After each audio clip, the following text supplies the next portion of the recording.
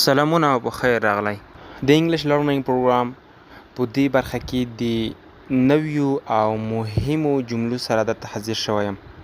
امید لرم چې د ویډیو تر پایه ملتیا وکړئ او هغه څه چې تاسو لپاره مې راوړي دي هغه تاسو زده کړئ او مفید به هم درته تمام شي. کوم چینل نوی سبسکرایب کړئ نو مهرباني وکړئ چینل درسره سبسکرایب کړئ د دا ډول نورو ښایسته او مهمو ویډیوګانو لپاره او ویډیو هم درسره لایک کړئ.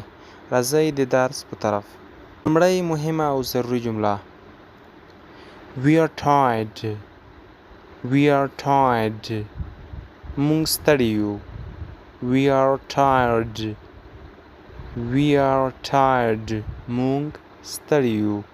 او که غواړئ چې دغه جمله د نورو فاعلونو لپاره هم استعمال کړئ نو فقط د سار فاعلي ضمیر ورته بدلوئ او نور جمله په همدغه ډول وایئ لکه I am tired, you are tired, they are tired او داسې نورې مهمې جملې تاسو کولی شئ ورباندې جوړې کړئ. I'm going to bed. I'm going to bed. زه وده کېږم. زه خوب کوم. وده کېږم. I'm going to bed. I'm going to bed. زه خوب کوم یا وده کېږم.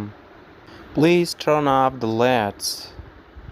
Please turn off the lights. مهرباني وکړئ څراغونه مړه کړئ یا څراغونه خاموش کړئ. Please turn off the lights. Please turn off the lights. بله جمله Don't come here. Don't come here. دلته مه راځئ. Don't come here. دلته مه راځئ. Don't come here. بله جمله Call me later. Call me later. وروسته زنګ راته وکړئ. Call me later. Call me later. وروسته زنګ راته وکړئ.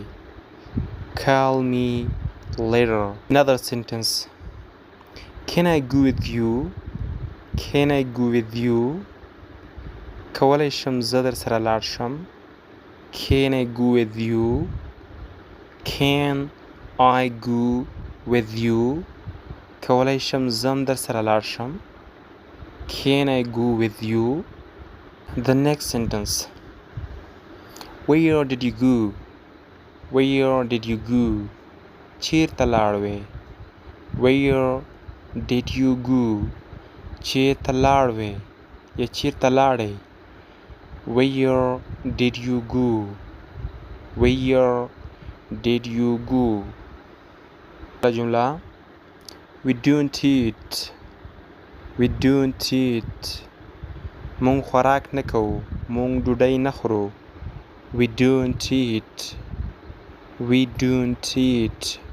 مونږ خوراک نه کوو یا مونږ ډوډۍ نه خورو. اوکې دغه یو څو مهمې او ضروري جملې چې په دې ویډیو کې مې ستاسو لپاره راوړي وي او در وړاندې مې کړې. خدای دې وکړي چې تاسو به زده کړي وي او د ژوند په کارونو او په چارو کې به درته مفید تمام شي او پیدا به ورڅخه واخلئ.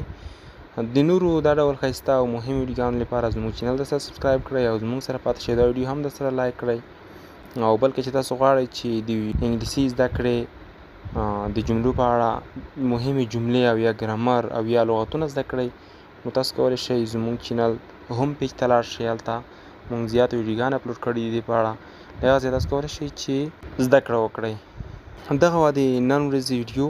تر بیا د الله په امان.